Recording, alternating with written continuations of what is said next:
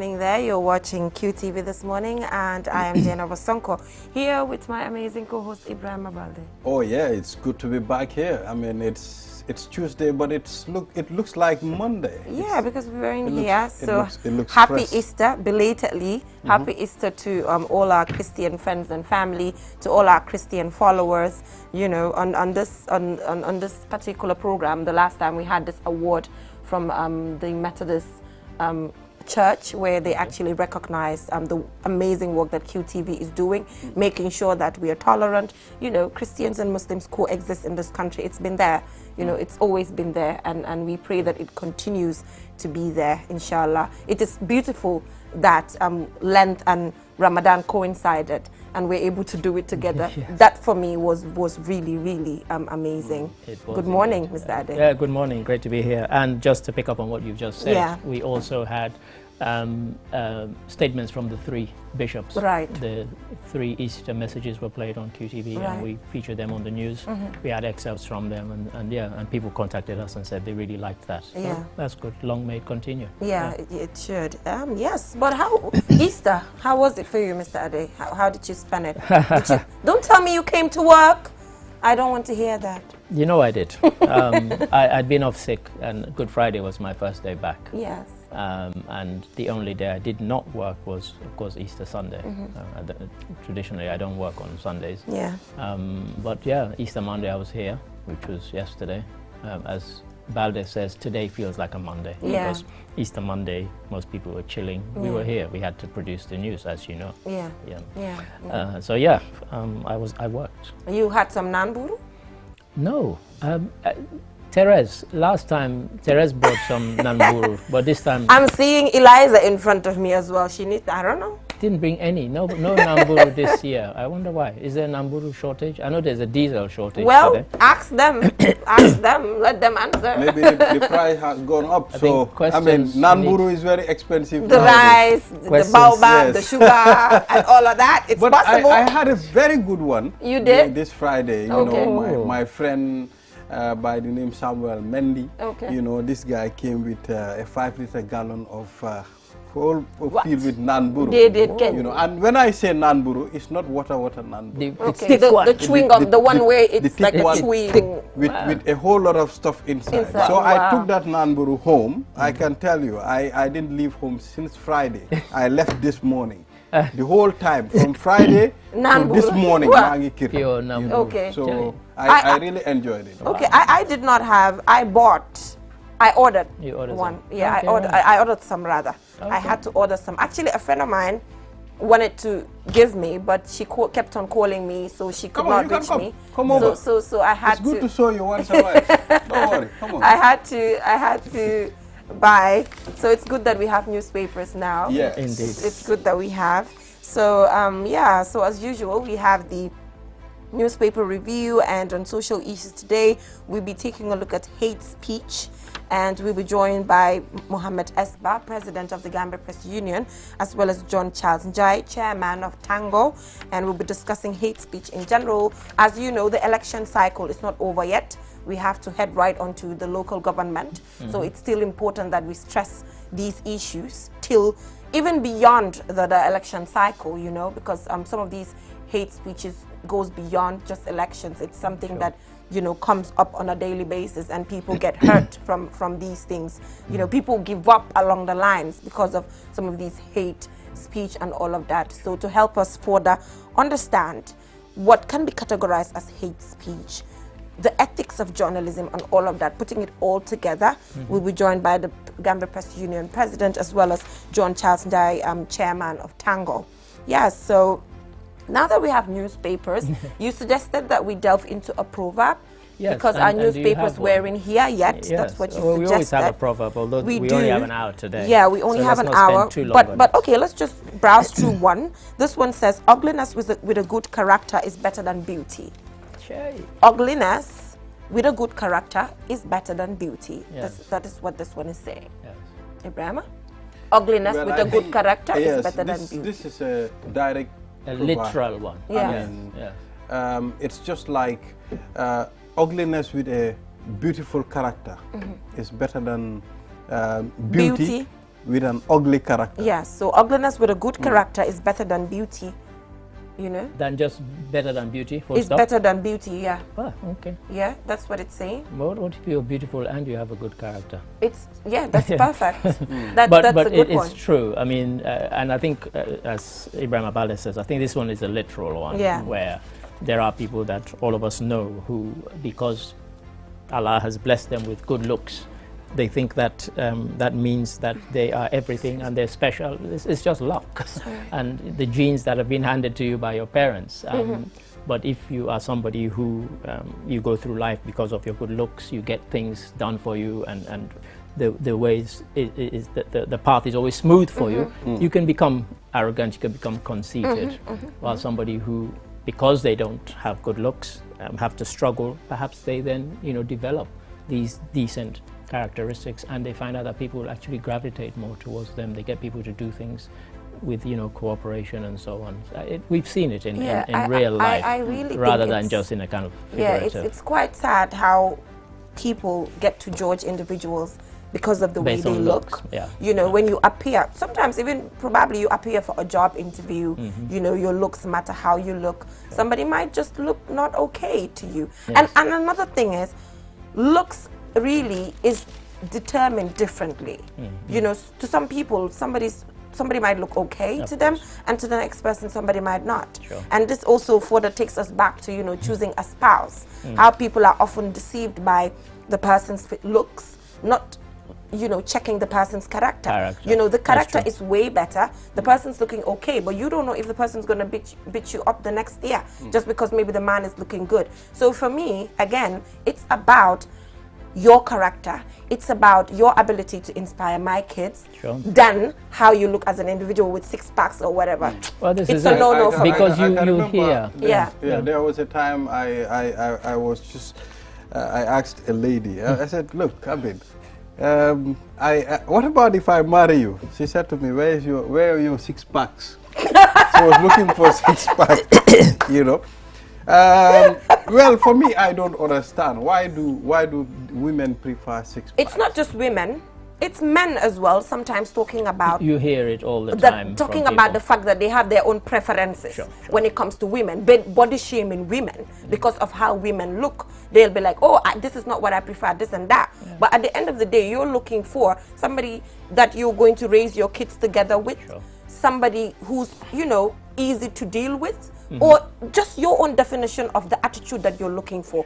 Setting aside the issue of how the person looks or preferences, physical preferences that you're looking at. But Mr. Adi, there are times that you can also look at certain people and okay, definitely this is not the kind of a man that I want to settle down with. You understand? There are men... You mean based on their look? Yes. There are men that might look okay to you. There are men that might look maybe... there are muscled men, people that you might look and they have 6 packs, they dress very well, maybe you look at the way they dress, it attracts you, but they are not the right people for you. Sometimes it's important.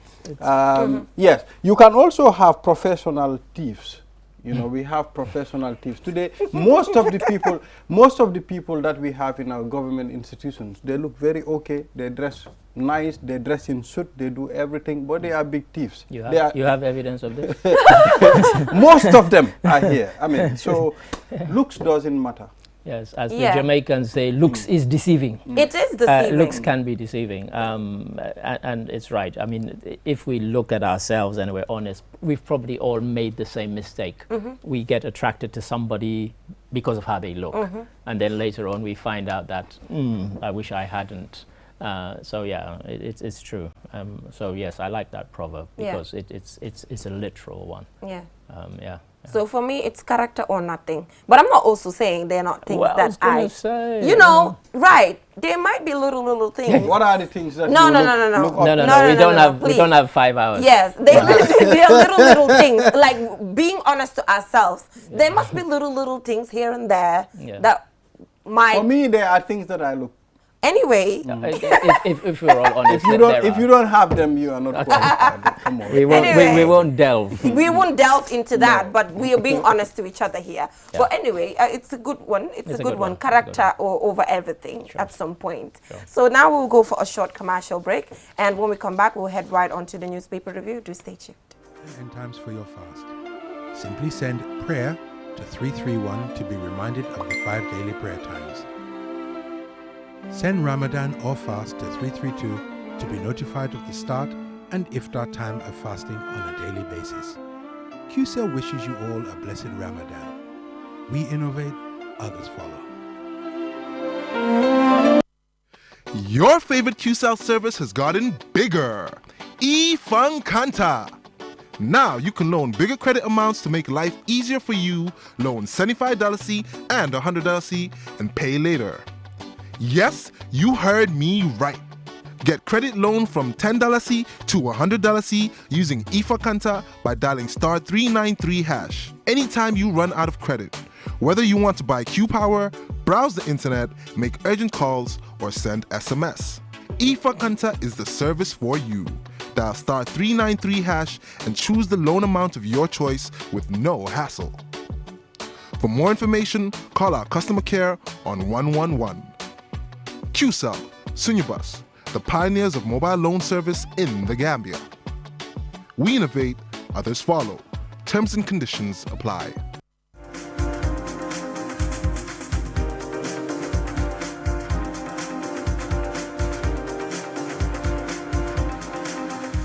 Welcome back from that short break. If you're just tuning in, you're watching QTV this morning, and I am Jana Bosonko.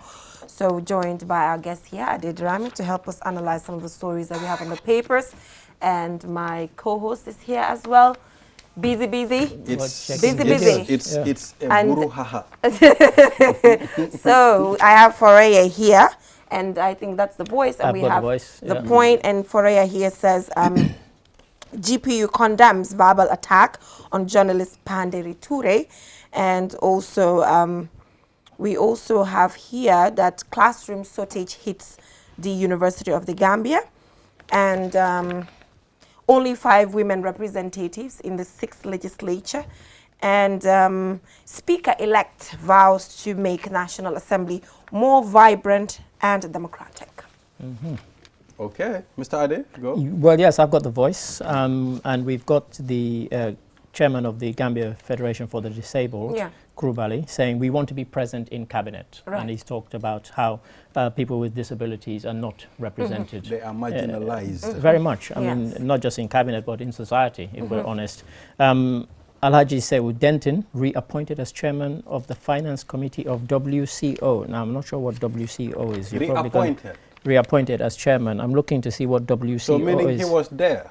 Yes, he's been reappointed. We'll find out what WCO is somehow, because I can't even see the story inside.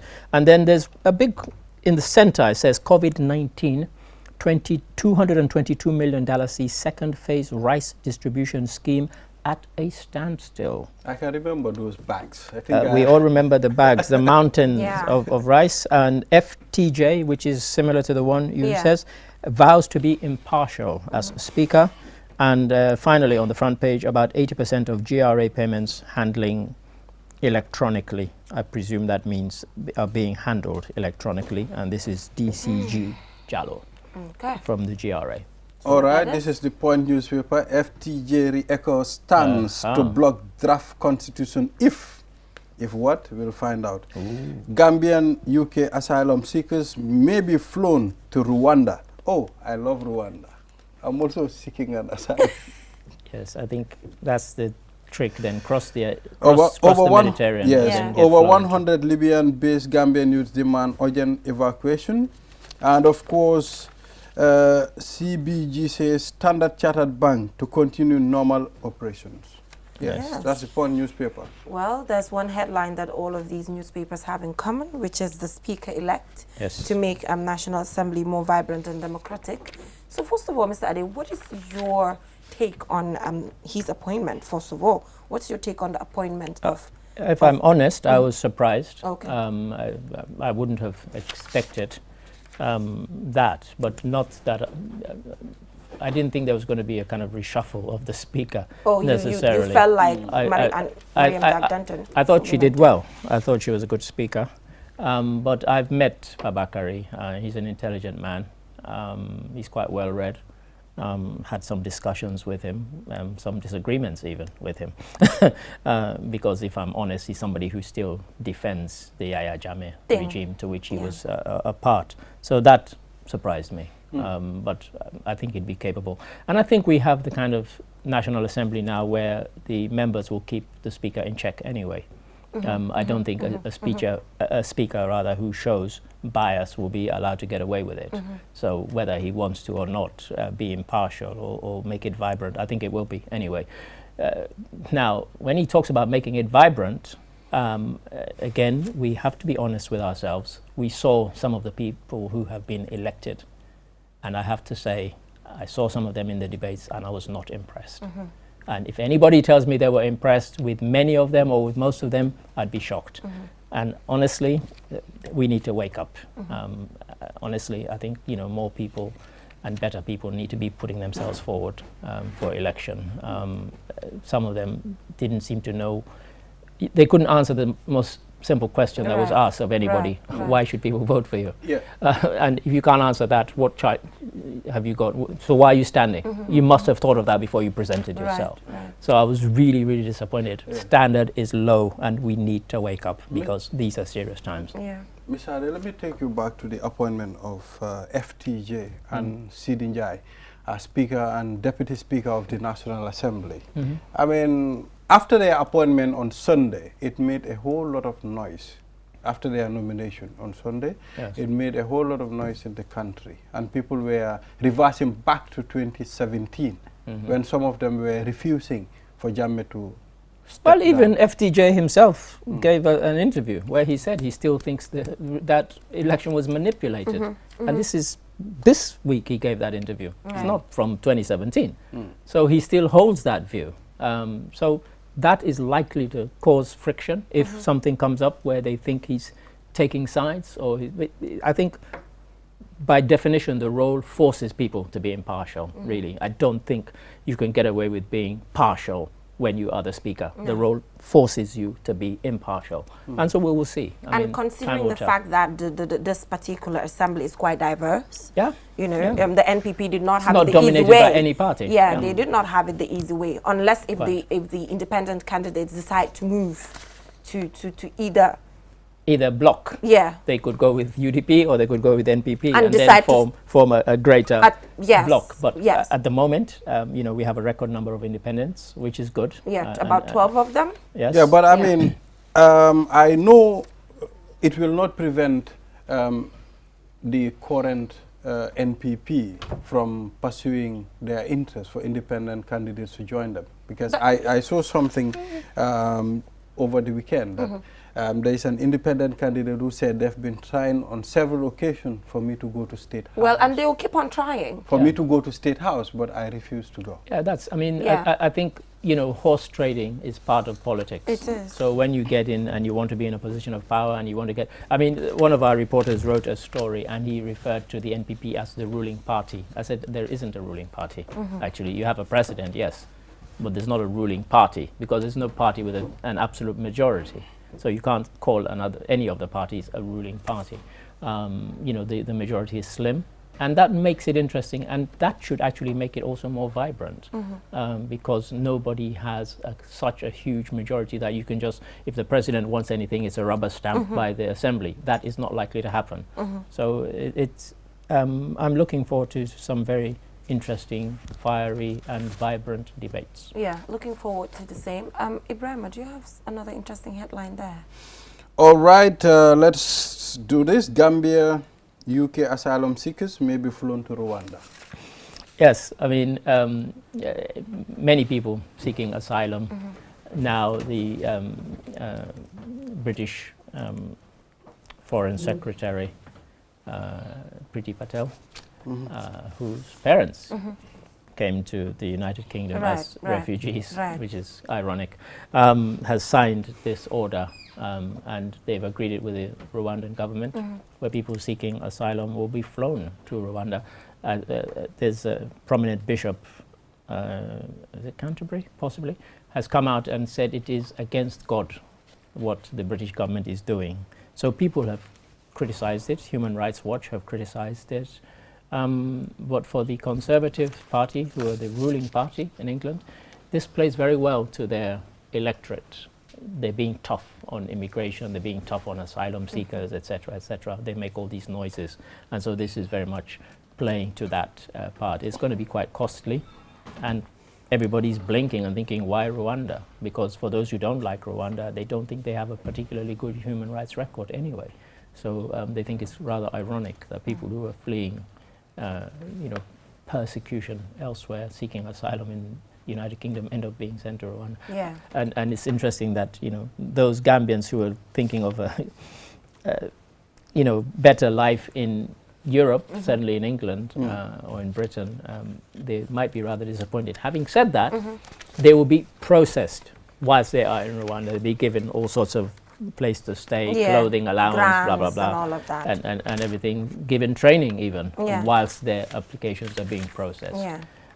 The days when people fled the Gambia claiming, I'm running away from Yahya Jammeh, are gone. Yeah. So they're going to have to find another reason or excuse another as to why reason. they're seeking asylum from the Gambia. Yeah, I know sometimes they use FGM as well. There are instances where they've used that and other harmful practices that are happening. I know one Sierra Leonean guy who claimed that he was going to be forced to join a secret society that his father belonged to. It was rubbish, I can tell you. Yeah. He was a footballer. And it's quite sad that all of these things are happening. But still on the parliament, here it says only 5 women representatives in the 6th legislature. Yes. So some frown at the fact that Fatoumata Jawara was brought back despite her constituents voting against her. What's your take on that? Yes, I mean, if somebody is brought back as a nominated member, must be because they think that this is somebody who has good skills that the assembly could benefit from. Okay. It's not necessarily a problem. Not necessarily a problem. She won't be representing any constituency as such, so it's not as if she's being forced on the constituency that rejected her. Yeah. So I don't see a problem with it. If you think somebody has the skills, the knowledge, the expertise, whatever, that they can bring to it, why not? Why not? Yeah. That is if it's based on that. If it's based on that. Yeah, but again, the fact that both the Speaker and the Deputy Speaker are men. Yeah. The last one, of course, was a woman and a man we had. Again, people have the whole thing is problematic because we have the same number as we had in the previous parliament. Out of a 19. So, it's rather depressing that there doesn't seem to be much progress in that. It will be interesting to see what happens. However, quite a few women did contest, although they weren't successful. Let's hope that that doesn't put off women from contesting in the future, and certainly it doesn't put them off from contesting in the local elections, which are to come. So we'll see.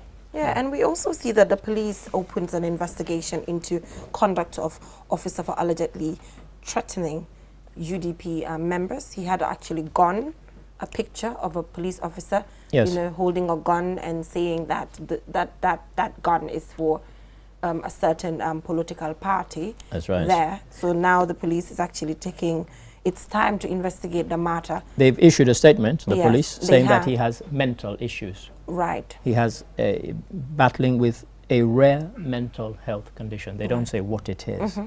But the fact that they would say this and they knew that he was in uniform, that he could be in possession of the gun, makes you wonder, well, if they were aware of this, what the problem. then why did they not take action until something like this happened? Well, so people will be watching this very carefully. Imagine a person with mental health issues holding a gun. Quite. Yeah. It's dangerous, and I think this investigation, of course, UDP, and not just UDP, I think for anybody else, they won't. It should be a concern. It will be a concern, and it's a bit weird. Why now? Why now? Yeah. So, and the police, I'm 100% sure when you're coming in, they have to run some tests maybe to check. But things can happen. Like things can happen, and things can develop with people. So while it developed, during the process they couldn't tell? Well, maybe not. To take his... Well, people are very good at disguising things. I mean, we've spoken on another program, and I mentioned that on 2 occasions, on 2 separate occasions, I saw 2 people who, within an hour of me seeing them, had taken their own lives. I wasn't aware they were going to do that. Right. So you can't always tell. You and can't. they both had mental health issues, which they had been trying to cope with for many years. But I did not know that within an hour of me seeing them, about 5 years apart, that those 2 people would be dead. So well, at their own hands. That so is why I always talk about the issue of counseling and stuff. That when it comes to mental health, the issue of checking on each other.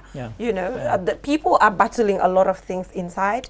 Things that, because it's not a safe space, they can't talk about it, and they're on their own. And people are just looking at them like, oh, what's wrong with this person? They should take your time to call an individual to say, what is wrong with you? Do you think I can help? In Africa, generally, and we're not good at that, and when you go to places like England or America, the black community are not very good at getting counseling for mental health issues and so on. Even though many of our people do have these issues, we are not very good at presenting ourselves for counseling. So it's a concern. But where can you even present yourself? Today, let's say I have things that I'm actually dealing with, but because of the behavior of the people around me, fun like them, where am I going to go? Where are you going to go? Where am I going to go? That's well, the question. it's the structures difficult. aren't I mean, there. yes, exactly. You said it well. I mean, the structures are not there. They're not there. So I think it will be very difficult.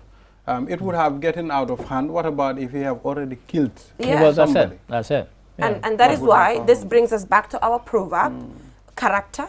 You can't judge an individual by looking at the person, because you know the person's looking good, dressing nice, but maybe the person's battling a lot of other things inside that they can't even discuss.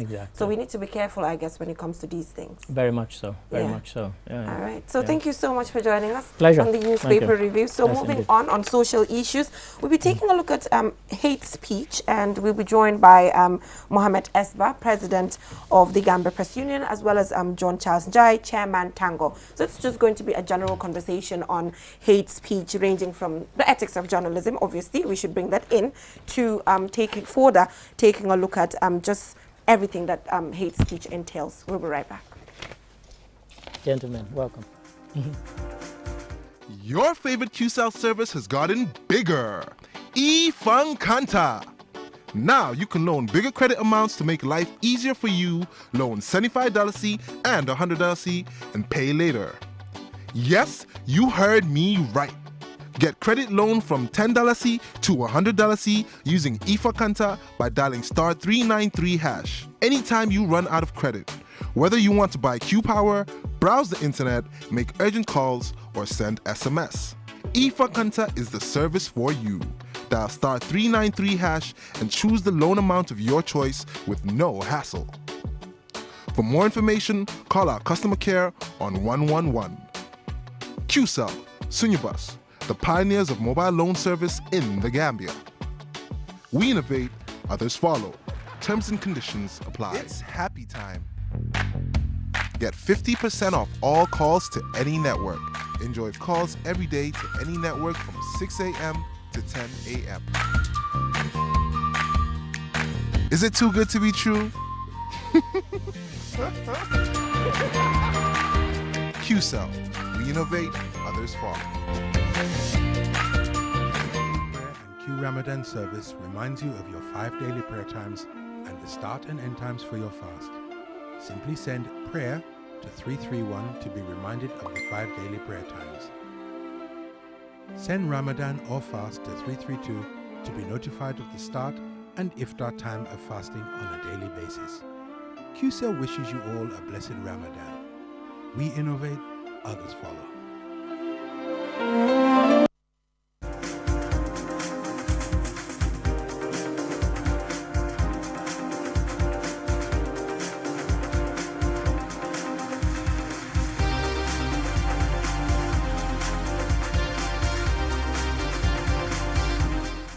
Welcome back from that short break. If you're just tuning in, you're watching QTV this morning. I am Jenna Bosonko, joined by my co-host here, Ibrahim Abalde. Yes, exactly. Right. So moving on, we'll be talking about hate speech. Actually, you know, there are no boundaries to this, obviously, not focusing on a specific scenario, but just talking about hate speech in general, because we know that the election cycle is not over yet.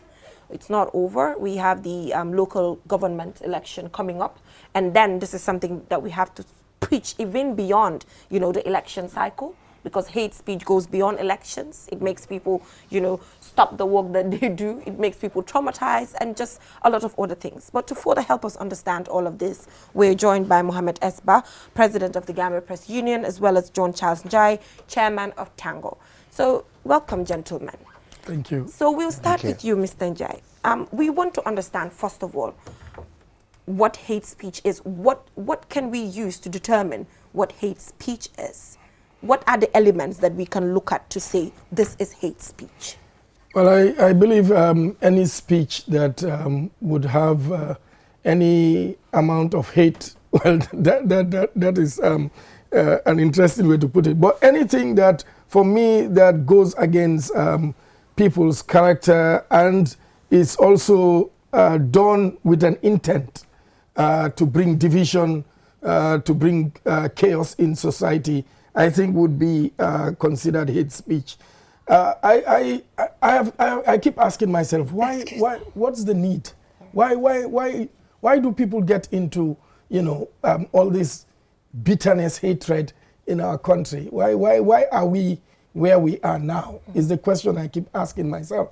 Because we used to be known as the Smiling Coast, as the most peaceful country, but I don't know. And I hear you talk about the election cycle not being over yet, but hate, I mean, elections should not necessarily come with hate speech. Right. We have had elections in the past, but the amount of hatred, the amount of anger I see now is very disturbing. Yeah, yes. but also, let's also agree with the fact that we had elections before, but at that time, Jammeh was here.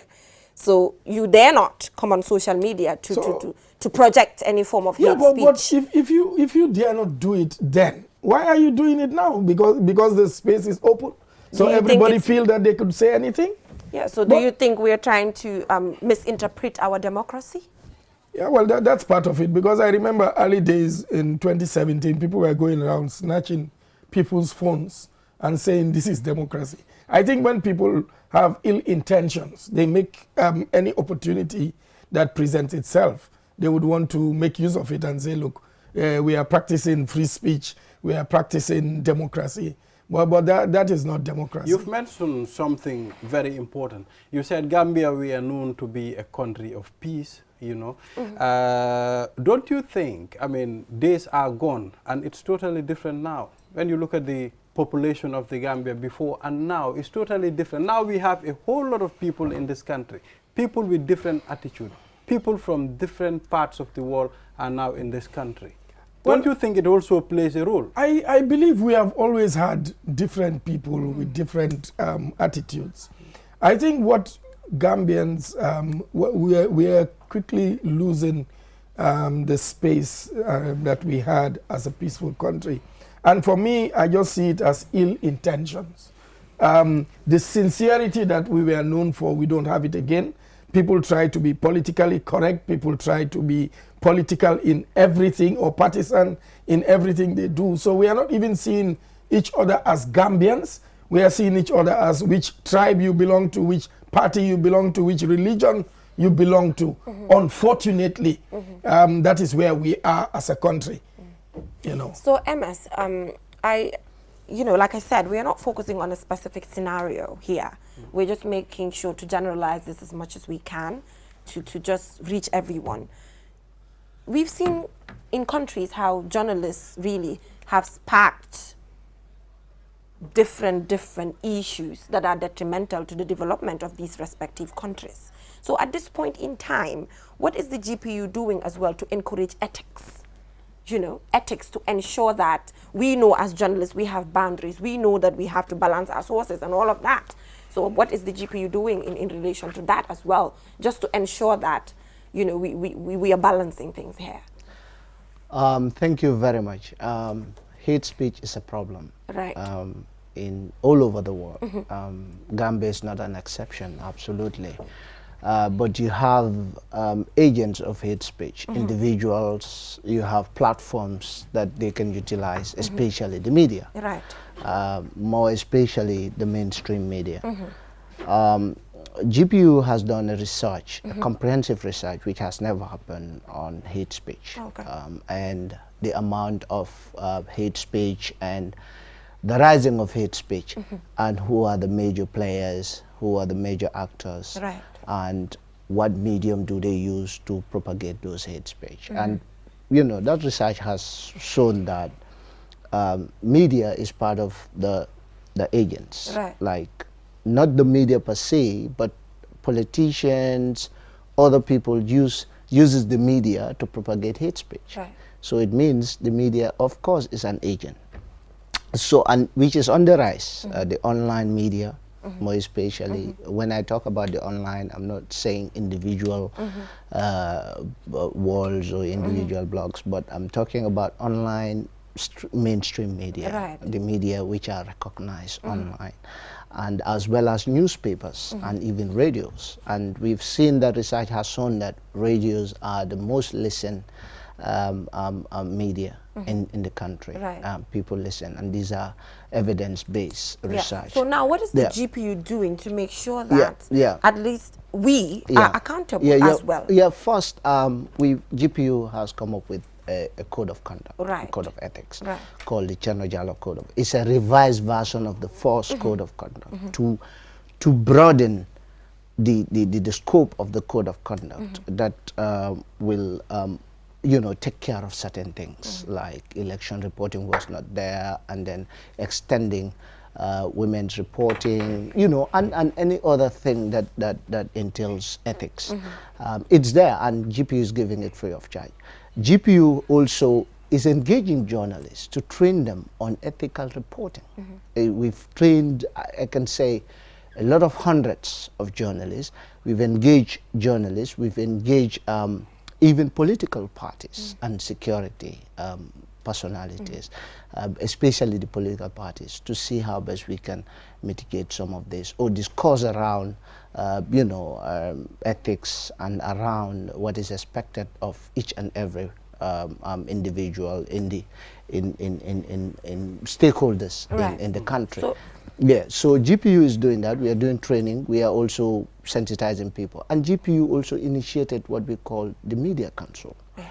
This is a self-regulatory body, and it is an independent autonomy of its own, but it also comprises of very eminent personalities, including government, including human rights activists or human rights advocates, as well as lawyers, legal luminaries, very seasoned legal luminaries. And this is a platform where people can go and report when it comes to issues of content, problem of ethics. You know, it's open to the public, and they already had series of complaints. Though it's a young institution, and we're hoping that they will be proactive in their dealings, in ensuring that probably they reach out to media houses to ensure that they, you know, they discuss with them with regards to ethics. But does the Media Council bite? Does it bite, you know? The biting in the sense that not actually, you know, you have probably hard and soft. So for us, what we, the intention is to professionalize the media. It bites in the sense that if you do something wrong, they will call you and put you to order. Okay, put you to order. Yes, that's what I. In many ways. One, to, like, if you speak hate speech, or the media is used to, or if a media owner or media house or a journalist is found wanting, then you have to correct your mistake by coming, probably apologizing, but it has to be between the. Will now clap and government will be against us. So I think when we talk about statesmen, when we talk about excellencies, honorables, honestly, if you want to be addressed as an honorable, act honorably. For me, that is the bottom line. But let me talk quickly about the media. I think you asked a very salient question. Is the Media Council, does it bite? If the Media Council cannot bite, then, you know, it also gives journalists a free hand to do whatever. And it's the same journalists and civil society. We say, well, government, there are laws, but they don't implement the laws. So we must be able to find ways of punishing people that do wrong. And when you do it, let everybody know that this person is punished, just like we talk about the police, that they investigate, we don't hear the conclusion of the matter. So if the press and civil society is going to show any seriousness, also doing our part, we must also be seen as punishing the people that do wrong Mr. Njai, within our this communities. Is something that I've been stressing on this program. You can, engage Mar Nyang. I'm always on him to say we are on government, we are on the opposition, but civil society, I'm also going to allow you to rest because there's some form of accountability there. Absolutely. You have to come out plain to tell us some of the things that you're doing. I think you have a question. Yes, I mean, this one goes to MS. Who is regarded as a journalist under the GPU umbrella? Because we have a whole lot of them. You cannot differentiate. Yes, journalist, it's like there's no legal definition in the country who is a journalist, but there is a legal mandate given to the media by the Constitution, Section 207. And, looking at journalists in this country is probably anyone who is giving information to the public, and someone who is doing it following the ethics of journalism. Following the ethics of journalism, let me put it that way. So for GPU, our members, obviously, before you become a member, you have to fill a form. And remember, GPU is not only there for journalists, but also for media workers, for instance, producers, camera operators, anyone working under a media. It's not only addressing, because for us, our core mandate is not just, dealing with journalists. It's about advocating for the independence of the press and press freedom. This is our core mandate. So that is why our mandate is broad. It's not only on journalism. If you talk about GPU, that is why we say Gambia Press Union, not Gambia Journalist Union. So it covers everyone who is working in the media. Yeah, so my question now, MS, is don't you think the GPU, to avoid all these problems, try to segregate, to say, you are the journalist, you are a presenter. Exactly. Because no matter what, in as much as it's under the same umbrella, but there's a difference between Jainaba sitting here today asking these questions as in a journalist, and probably maybe Youth Dialogue or something else where I have to just, I'm a presenter in that capacity. I'm not following something structured. So do you think we should reach a point in time where this thing should be differentiated? Because we've seen ranting shows, but of course, instead of of course they are segregated, absolutely. Even if you are filling your form, what you put there is what you do. Okay. If you're a presenter, you put there you're a presenter. Obviously, the presenter aspect of it is covered because we're talking about media workers. I think we also have to understand the mandate of the GPU. That is why the Media Council is there to regulate. GPU is not a policing body.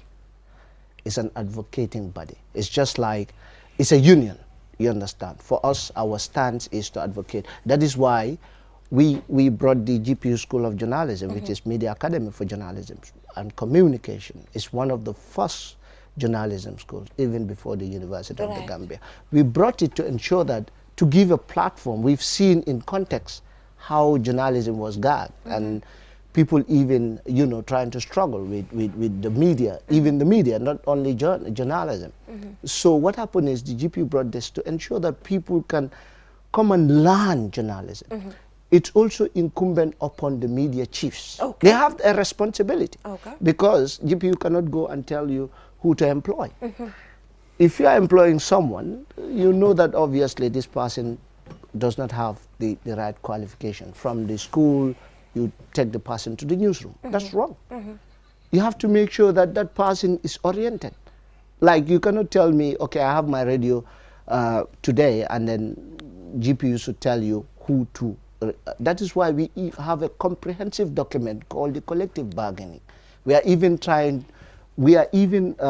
engaging the media chiefs to sign that document. But it's a problem because we are helping them. We are helping the media to regularize professionalism.